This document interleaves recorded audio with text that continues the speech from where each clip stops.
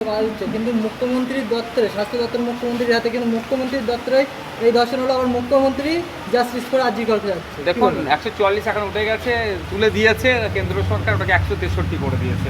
তখন ব্যাপারটা হচ্ছে এদের হাতে তো অস্ত্র আছে, শাসকের হাতে এইগুলো অস্ত্র আছে, এই ক্ষমতার অপব্যবহার মনে করি। 163 দোহাই দিয়ে কীভাবে ইস্ট বেঙ্গল মোহনবাগান মহাপাটানের সাপোর্টারদেরকে মারধর করেছিল তার ধিক্কার নিন্দা জানিয়েছি।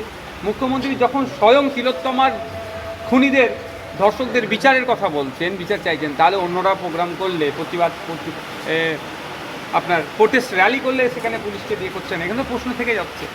এই প্রশ্নটা তো বারবার হচ্ছে। আপনাদেরকে একটু দেখে স্মরণ করে দিতে চাই, 2019 সালে সিএএ নিয়ে যখন আন্দোলন হচ্ছিল, সবাই আন্দোলন করেছেন, সবাই আন্দোলনকে হয়তো ঢাকা দেওয়ার জন্য রাতারাতি পুলিশ পাঠিয়েছিল। পশ্চিমবাংলার একাধিক সংখ্যালঘু থেকে শুরু করে সংখ্যাগুরু লিডারদের বাড়িতে পুলিশ পাঠিয়ে তাদেরকে ভয় দেখানো হয়েছিল।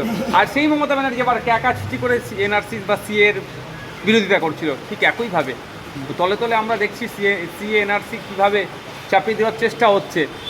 ঠিক একইভাবে এই যারা এই আন্দোলনের সাথে যারা যুক্ত, আমারও মনে হয় কোনোভাবে হয়তো তাদেরকে আড়াল করার চেষ্টা হচ্ছে।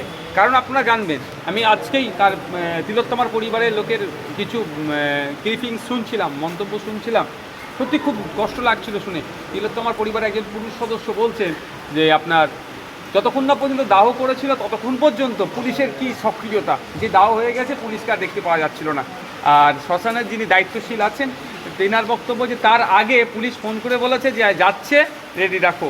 মানে এই ধরনের কথাবার্তা তাদের মধ্যে কনভারসেশন হয়েছে, যেখানে 3টে ডেড বডি অলরেডি ছিল, তাকে না দাহ করে তিলোত্তমাকে দাহ করছে। মানে বুঝতে পারছি না পুলিশের তৎপরতা। এক্ষেত্রে কি হয় জানেন, রিপোস্টমর্টম, পুনরায় যে পোস্টমর্টমের যে ব্যাপারটা আর থাকে না। মুসলিম সমাজের ক্ষেত্রে হলে, খ্রিস্টান হলে, আর যাদের দাফন মানে কবরস্থ করার ব্যাপার আছে তাদের রিপোস্টমর্টম, পুনরায় পোস্টমর্টম করা যায়। হিন্দু সমাজের মানুষ বা যারা মরে গেলে দাহ করে, তাদের দ্বিতীয়বার পোস্টমর্টমের কোনো সুযোগ থাকে না। এই ক্ষেত্রে দ্বিতীয়বার পোস্টমর্টমের সুযোগ থাকছে না। যে পোস্টমর্টম হয়েছে, না হয়েছে, হ্যাঁ হয়েছে, অনেক প্রশ্ন থেকে যাচ্ছে। পুরোটাই যদি তাকে দাও, এগুলো একটা তৎপরতা কেন? এ তো প্রশ্ন আমাদের জাগাচ্ছে। তাহলে কি সরকার কাউকে আড়াল করার চেষ্টা করছে? তারপরেও আমি সরকারের কাছে আশা করব যে কাউকে আড়াল করার জন্য বাংলার কোনো পরিবার বঞ্চিত হোক, কোনো মেয়ের সাথে অন্যায় হোক, মোটেই এটা কাম্য নয়। সঞ্জয়